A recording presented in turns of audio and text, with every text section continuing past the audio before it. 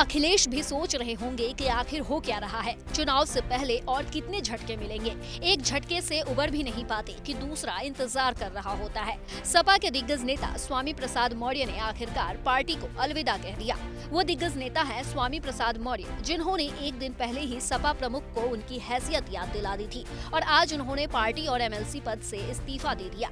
सपा से नाता तोड़ने के बाद स्वामी प्रसाद मौर्य से जब सवाल किया गया कि आखिर क्यों उन्हें ये फैसला लेना पड़ा, तो उन्होंने साफ कहा कि मैं विचारधारा से समझौता नहीं कर सकता। स्वामी ने जाते जाते कहा, अखिलेश मतभेद हैं, लेकिन मनभेद नहीं। जैसे ही समाजवादी पार्टी की प्राथमिक सत्ता छोड़ने का पत्र मैंने राष्ट्रीय अध्यक्ष श्री अखिलेश यादव जी को भेजा, वैसे ही मैंने विधान परिषद के माननीय सभापति जी को विधान परिषद की संस्था से भी त्याग पत्र देने का पत्र भेज दिया है।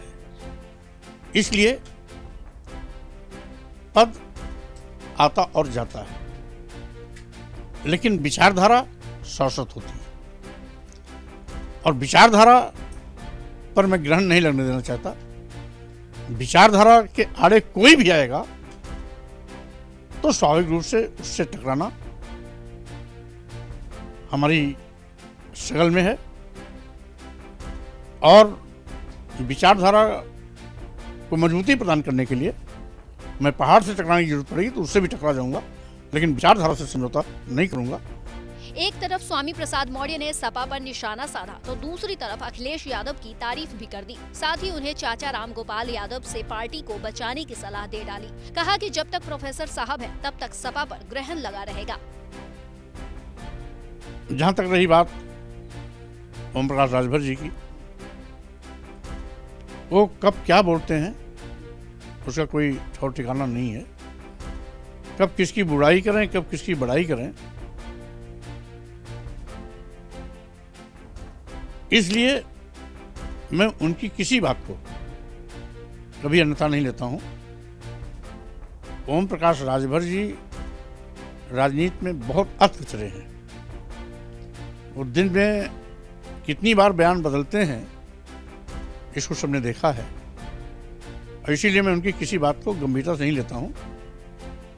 अभी बहुत राजनीति में अतचरे हैं तो स्वाभाविक रूप से उनको कुछ भी कहने की छूट है, उनकी किसी बात पर मुझको गुस्सा नहीं आता। आप परिपक्व राजनीति करते रहे हमेशा से, समाजवादी पार्टी के साथ भी जुड़े हुए आपका लंबा समय हो गया, कई राजनीतिक दलों के साथ आप जुड़े रहे, अब आप समाजवादी पार्टी से पूरी तरह अलग हो चुके हैं, तो ऐसे में क्या सलाह देते हैं, क्या आपका अनुभव रहा है? देखिए, अखिलेश यादव जी व्यक्तिगत बहुत भले इंसान हैं, लेकिन वहाँ पर एक ऐसी काकस है जो 24 घंटा उनकी जुबान पर, उनकी आंख पर, उनकी कान पर बैठे रहते हैं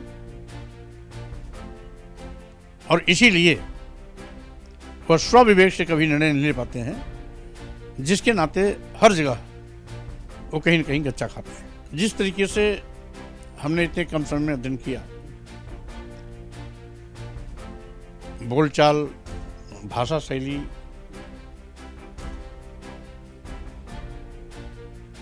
स्वनाम धन्य, आल इन आल, प्रोफेसर साहब